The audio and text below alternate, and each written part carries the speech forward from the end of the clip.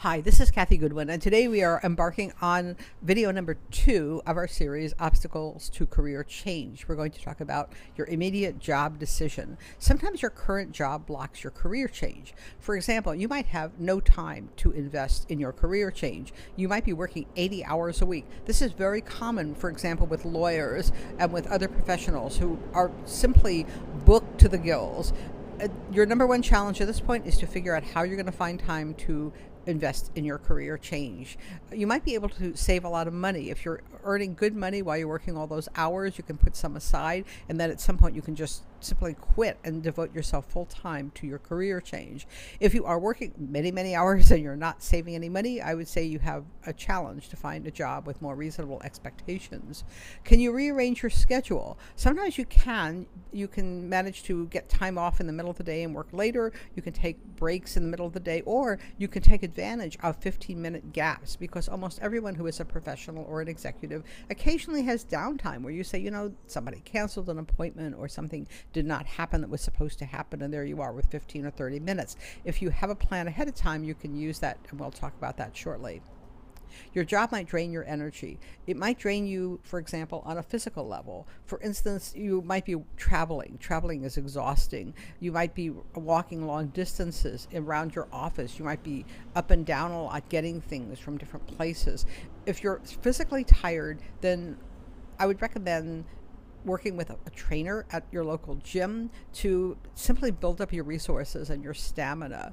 You might look at ways to increase energy relating to diet and exercise, which are beyond my scope.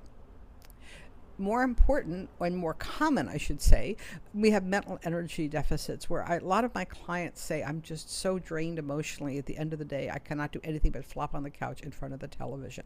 And there are ways to deal with this in many cases where you might decide that instead of going straight home, you'll go by the gym and work out. I'm a great believer in working out to build energy. Or you might take yourself to a different place. If you're at home, you're tempted to flop in front of the couch. But if you're at a coffee shop, you can't do that. So you might be able to get energy from your surroundings, from people who are focused on social interaction and on their computers, and that energy might flow off into your own job search or career change search.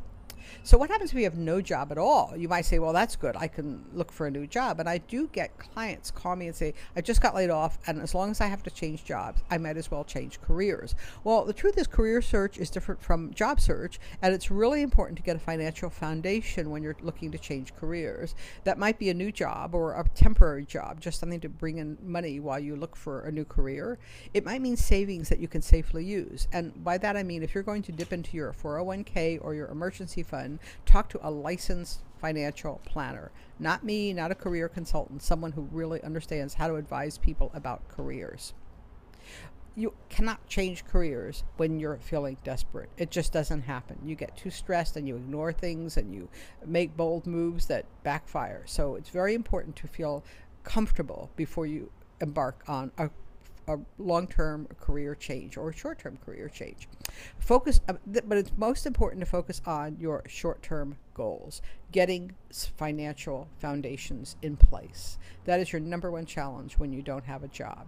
Once that's taken care of, then you move to the next steps. But what if you do have a job? Well, it's important to leverage opportunities that almost everyone has at the executive and professional level. You might get employer-paid education and travel, and I highly recommend that you take advantage of those.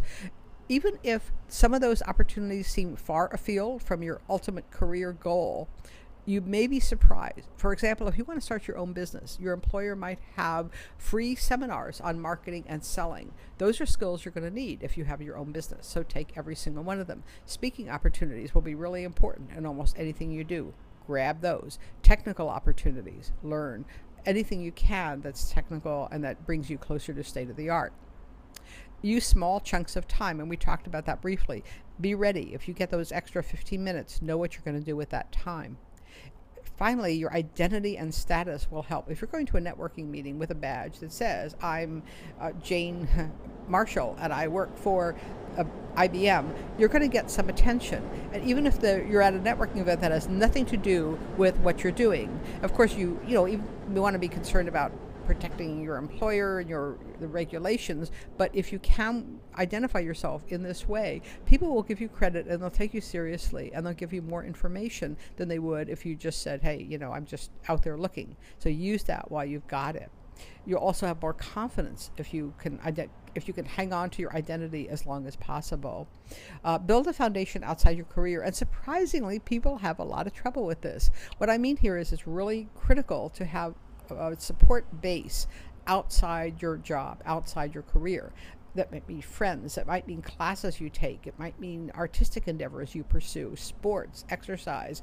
People have support at their local gym, at their ceramics class, at their improv class. Have something you really enjoy and look forward to that is not career related. For some reason, that really makes the career search and the job search go faster and more effectively.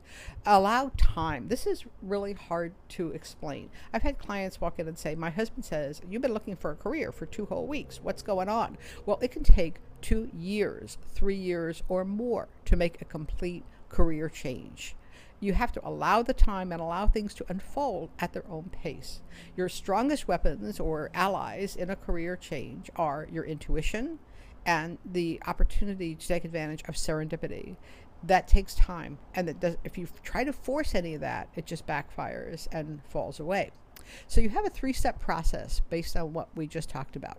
First, you have to recognize that you might be ready for a new career. And a lot of people think, oh yeah, people just want to change. It's easy. But it can be very painful because you've got status, you've got money, you've got prestige, you've got contacts, you've got a social base, social network based on your current career. So making that decision to even explore can be painful and stressful. Get time and space to search. That's your next critical step. Whether you're in your job or between jobs or working 3 jobs and trying to hold things together, you need to create space and time to search for a new career. It's not something that can be done without any investment of time. You will need time to learn things, to talk to people, to get out there and get out and mix and mingle and go to networking events and even do some reading and spend time on the computer. Finally, you enter the world of career change. And I've said elsewhere, career change is like playground basketball. Career success, career planning in a company is more like NFL football. You're scrambling, everything changes moment to moment. It's a different mindset and a different world. And that's your final step, but you need space and time to enjoy it, take advantage, and move to your next level where you'll find your dream job. If you would like me to work with you, I have the career session, which is a consulting session where we explore thoroughly where you are in your career now, what your opportunities might be. You don't get involved in long-term, high-paying, outrageously expensive career coaching, which is out there and some people will try to get you into. Most of my clients have 3 or 4 of these sessions spaced out over a year or so, and a lot of times that's all they really need. So I encourage you to check this out and see if it makes sense for you. I also have a free ebook that was recently created, 5 Toughest Career Decisions, and that's a good way to get started. Thank you so much for joining me today, and I look forward to meeting you in a future video, a future consulting session, and hanging around the internet. Thanks again. Have a great day.